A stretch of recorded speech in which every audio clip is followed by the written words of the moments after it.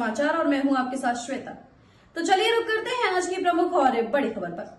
आखिरी बार मेरा ईरान ने सीज फायर लागू होने से पहले इजरायल पर किया बड़ा हमला। पेपर पर ईरान और इजरायल के बीच जंग खत्म हो गई है, लेकिन ईरान चाहता है कि सीज फायर लागू होने से पहले इजरायल पर आखिरी बार उसी का हो। ईरान ठीक यही करता दिख भी रहा है।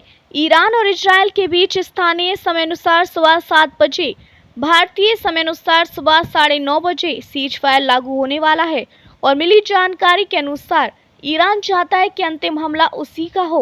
ईरान शुरू से कहता रहा है कि पिछले 12 दिनों से जारी जंग की शुरुआत भले इजरायल ने की थी, लेकिन उसे खत्म ईरान ही करेगा। ऐसा लगता है कि सीज फायर से पहले आखिरी वार करके ईरान दिखाना चाहता है कि वो झुका नहीं है और इजरायल पर हमला अगर रोक भी रहा है तो अपनी शर्त पर रोक रहा है। रॉयटर्स की रिपोर्ट के अनुसार सीज फायर लागू होने से ठीक पहले ईरान की तरफ से मिसाइल हमलों की 6 लहरों को इजरायल ने झेला है। इजरायल की मेगन डेविड एडोम राष्ट्रीय आपातकालीन सेवा ने एक्स पर एक पोस्ट में कहा कि हालिया हमले से बच उठे सायरन के बाद 3 लोगों की हालत गंभीर है। ट्वीट में कहा गया कि दक्षिणी इजरायल में घटना स्थल पर एमडीए, ईएमटी और पैरामेडिक्स अभी गंभीर हालत में 3 लोगों को उपचार प्रदान कर रहे हैं। इसमें 40 साल के आसपास का एक पुरुष, 30 साल के आसपास की एक महिला और 20 साल के आसपास का एक पुरुष। साथ ही एक की हालत सामान्य है, जबकि 5 अन्य को मामूली चोटें आई हैं। इससे पहले इजरायल रक्षा बलों ने जानकारी दी कि ईरान से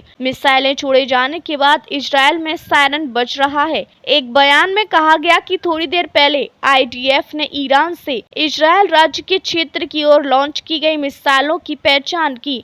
खतरे को रोकने के लिए डिफेंस सिस्टम काम कर रहे हैं। अलर्ट मिलने पर जनता को एक संरक्षित स्थान में प्रवेश करने और अगली सूचना तक वहीं रहने का निर्देश दिया जाता है। खबरों में अब तक के लिए बस इतना ही।